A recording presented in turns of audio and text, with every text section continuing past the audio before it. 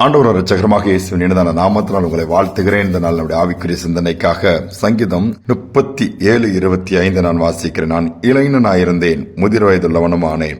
ஆனாலும் நீதிமான் கைவிடப்பட்டதையும் அவன் சந்ததி அப்பத்துக்கு இறந்து திரிகிறதையும் நான் காணவில்லை. தாவீது இந்த இடத்துல இந்த அனுபவத்தை சொல்லுகிறார்.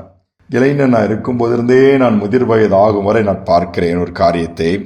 என்ன பார்க்கிறான்னு சொன்னால், நீதிமானுடைய சந்ததி எப்படி இருக்கிறது, எப்படி இருந்தது. அது ஒருபோதும் நீதிமான் சந்ததி கைவிடப்படல. ஆண்டவர் அவங்களை கைவிடாம கூட இருக்கிறார். அதோடு மட்டும் அவங்களுடைய பிள்ளைகள்லாம் அப்பத்துக்காக, சாப்பாட்டுக்காக, வசதிக்காக, வாழ்க்கைக்காக அங்கெங்கு போய் கையேந்தி திரிகிற நிலைமையை ஆண்டவர் அனுமதிக்கவே இல்லைன்னு சொல்லி எத்தனை உண்மை. நீதிமான வாழ்ந்தவர்கள் அநேக விதத்துல கஷ்டப்பட நேர்ந்திருக்கும். நிறைய அவமானத்தின் பாதை நேர்ந்திருக்கும். உண்மையாக இருப்பதனால் அநேக உபத்திரவங்களின் பாதையிலும் கடந்து போக நேர்ந்திருக்கும். ஆனால் அது நிமித்தம் அவருடைய சந்ததியை கர்த்தர் ஆசீர்வதிக்கிறார். அதுதான் மேன்மையான ஒன்று. அதான் ஆண்டவர் சொல்லுகிறார், உண்மையுள்ள மனிதன் பரிபூர்ண ஆசீர்வாதங்களை பெறுவான். இன்னைக்கு ஒவ்வொருவரும் போய் எதற்கு இவ்வளவு கஷ்டப்பட்டு வேலை செய்றீங்க, எதற்கு இரவும் பகலும் உழைக்கிறீங்கன்னா, என் பிள்ளைகள் நல்லா இருக்கணுமா, நான் தான் கஷ்டப்பட்டேன், என் பிள்ளைகள் கஷ்டப்படக்கூடாது, நான் தான் அதிகமா படிக்கல, என் பிள்ளைகளாவது படிக்கட்டும், நான் தான் இப்படி போயிட்டேன், என் பிள்ளைகளாவது நல்லா இருக்கட்டும், பல விதத்தில் காரணங்கள் சொல்லுகிறோம். ஆனால் பெற்றோர்கள் நீதிமானா இருக்கும் பொழுது, ஆண்டவருக்கு பிரியமா இருக்கும் பொழுது, ஆண்டவரையே நோக்கி பார்க்கும் பொழுது, அவருடைய பாடுகள் இருக்கலாம், கஷ்டங்கள் இருக்கலாம், நெருக்கங்கள் இருக்கலாம், பிள்ளைகள் ஆசீர்வதிக்கப்படுவதை, ஆசீர்வதிக்கப்பட்டிருப்பதையும் பார்ப்பார்கள். அந்த சந்ததி தொடர்ந்து ஆசீர்வாதத்தின் பாதையில ஆண்டவரை மகிமைப்படுத்துவர்களாய் மாறுவார்கள். ஒரு முறை ஆராய்ச்சியாளர் A.E. வின்ஷிப்ங்கிறவர் ஒரு விதமான ஆராய்ச்சியில் ஈடுபடுகிறார். குறிப்பிட்ட மனிதர்களை எடுத்து அவருடைய சந்ததி எப்படி இருக்குன்னு சொல்லி அதுல ஜோனதான் எட்வர்ட்ஸ்ங்கிற ஒரு வல்லமையா பயன்படுத்தப்பட்ட ஊழியர் 1700 ஊழியம் அவருடைய வாழ்க்கை. 1897 தான் அந்த ரிசர்ச் பண்றாரு.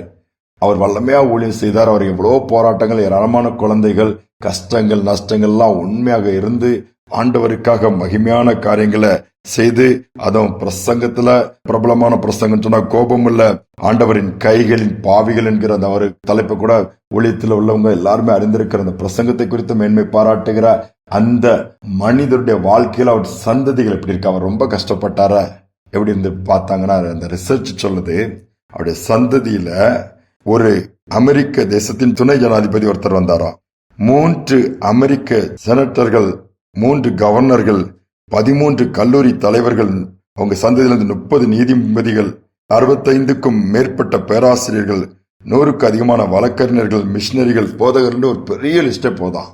அவர் கஷ்டப்பட்டு உண்மையும் உத்தமா ஊழியம் செய்தாரே, அவர் சந்ததியெல்லாம் தேவன் பெரிய பெரிய பொறுப்புகளை வகிக்கும்படியான அளவுக்கு உயர்த்தி விட்டாராம். இந்த வசனம் எவ்வளவு உண்மையாக இருக்கிறது.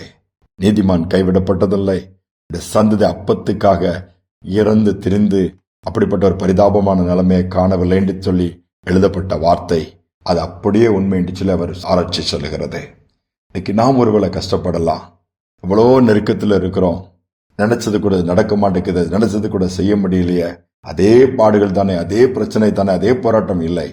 ஒரு நாள் வரும், சந்ததிகள் தலை நிமிர்ந்து நிற்கிறதும் சத்தியத்துல நடக்கிறது ஆண்டவர் நாம் மகிமைப்படம் பார்க்கும்போது அதை காட்டிலும் வேறொரு சந்தோஷம் இருக்க முடியாதே. நிச்சயமாகவே அந்த கிருபையை கர்த்தர் கொடுப்பார்.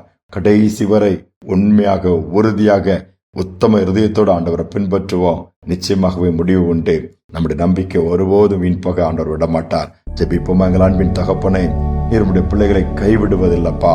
பிள்ளைகளுடைய பிள்ளைகளையும் அப்பா எல்லாவற்றிலும் போஷித்து நடத்தி உயர்ந்த இடங்களில் ஏறி வர பண்ணுகிற தேவனீர் அப்பா. வார்த்தை அதுதானே சொல்லுகிறது. இந்த நாளில் நாங்கள் வாசித்த அந்த வசனங்களின் படி அப்பா, ஒருவேளை சந்ததிகளுக்காக, பிள்ளைகளுக்காக எவ்வளவோ பிரயாசப்பட்டு இன்னைக்கு மாற்றம் இல்லையே, வேதனை தானே, கஷ்டம் தானே, அல்லது பிள்ளைகள் ஆண்டவருடைய வழியை விட்டு விலகி போயிட்டாங்க, இன்னைக்கு பிள்ளைகளுடைய வாழ்க்கையின் காரியங்கள் எங்களுக்கு துக்கமா இருக்குன்னு சொல்லி ஏங்குகிற, அல்லது ஒருவேளை புலம்பிக் கொண்டிருக்க, அல்லது வேதனையோடு மனதுக்குள்ளேயே வைத்து அந்த பாரத்தை சுமந்திருக்கிற பிள்ளைகள் இந்த நாளில் நினைவுக்கு வருங்கப்பா. இந்த பிள்ளைகள் உமக்காய் உத்தமமா இருந்ததை பாருங்க, உமக்காய் உண்மையாக இருந்ததை பாருங்க, உண்மையை சார்ந்திருக்கிறத பாருங்க, உமக்காக ஓடினதை உழைத்ததை பாருங்கப்பா. இந்த வசனத்தின் படி சந்ததிகள் ஒவ்வொன்றும் தலைத்திருக்கிறத பெற்றோர்கள் பார்க்கக்கூடிய பாக்கியத்தை கொடுங்க. செய்வதற்காய் ஸ்தோத்திரம், வழி நடத்துவதற்காய் ஸ்தோத்திரம் அப்பா. தொடர்ந்து மகிமைப்படுங்க. துதிகான மகிமை நமக்கு செலுத்துகிறேன் இயேசு நாமத்தில் பிதாவே, ஆமேன், ஆமேன். நாம் ஆண்டவருக்கு பிரியமான வாழ்க்கை வாழ்வோம், ஆண்டவரை பிரியப்படுத்துவோம். நம்முடைய சந்ததி நிச்சயமாகவே வாழ்ந்திருக்கும், சிறந்திருக்கும், ஆண்டவர் நாம மகிமைக்காக சாதிக்கிறவர்களாகவும் உயர்ந்த இடங்களில் ஏறியவர்களும் இருப்பார்கள். இந்த சிந்தனையோடு இந்த நாளை தொடர்வோம். மீண்டுமாய் நாளை தினம் சந்திப்போம்.